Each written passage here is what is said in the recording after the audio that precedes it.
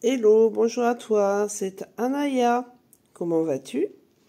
Alors, aujourd'hui, je reviens vers toi avec une guidance pour comprendre et débloquer les relations amoureuses. Alors, j'utilise l'oracle de Stéphanie Bellan, qui est l'oracle des contrats d'âme.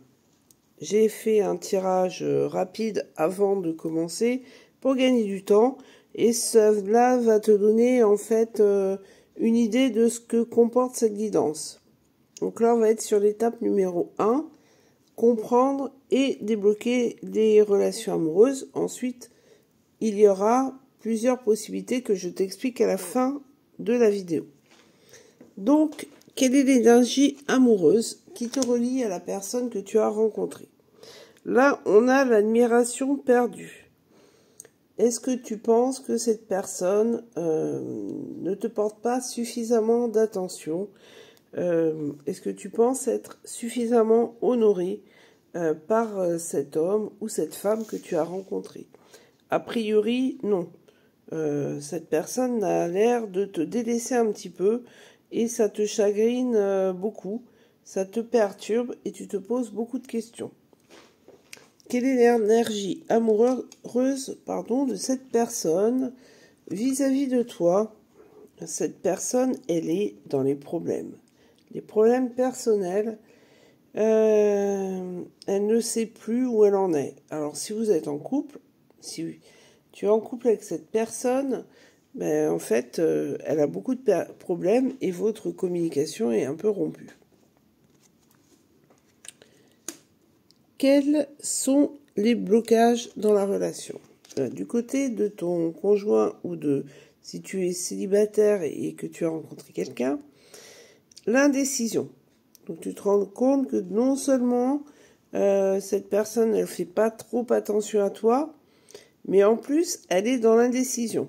Elle ne sait pas faire ses choix. Elle est peut-être en couple d'ailleurs, vous êtes peut-être dans un triangle amoureux.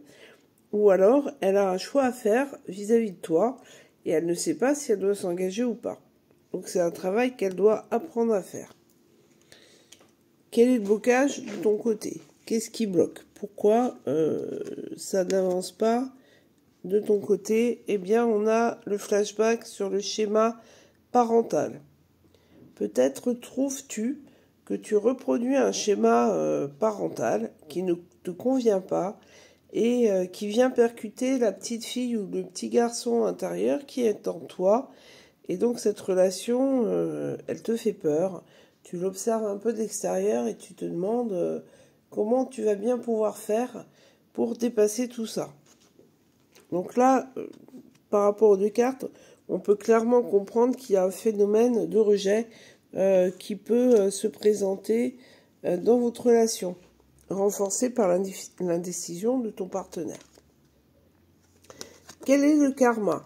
Alors, ton karma, toi, c'est la blessure, le contrat d'âme, la trahison. Est-ce que cette personne, justement, te trompe? Est-ce qu'elle est déjà en couple?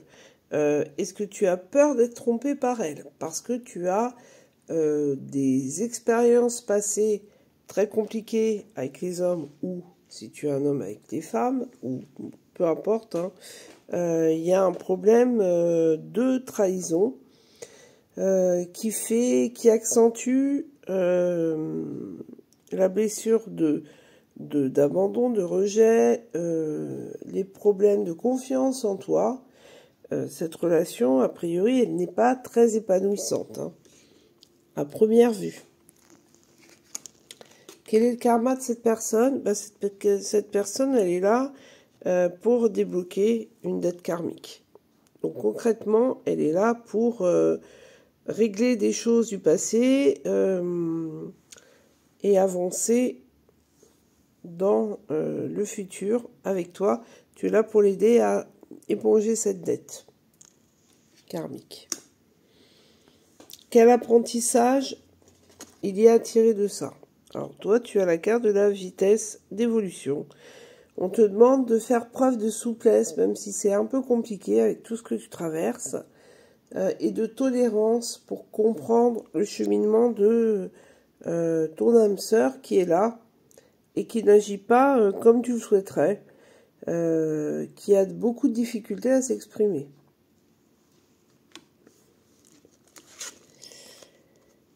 De son côté, qu'est-ce qu'elle a à apprendre? Ben, elle a à apprendre à mettre la relation au cœur de sa vie et surtout à te protéger, à vous mettre tous les deux dans une bulle de protection. Ça va être sa mission d'âme pour que votre relation elle puisse aboutir. Maintenant, c'est un travail qu'elle a à faire sur elle-même parce que elle est dans les problèmes, elle a ses indécisions et en plus, il faut qu'elle purge une dette. Et tout ça, ben en fait, ce qu'elle doit en tirer comme leçon, c'est apprendre à faire attention à son partenaire. Quelle est la résultante de votre relation? Qu'est-ce que ça va donner? Est-ce que vous allez arriver ou pas à quelque chose? Eh ben, la résultante, la résultante, c'est la guérison des traumas. C'est-à-dire que vous êtes un pansement l'un pour l'autre et vous êtes là pour vous permettre d'évoluer et d'avancer dans votre relation et sur votre chemin personnel.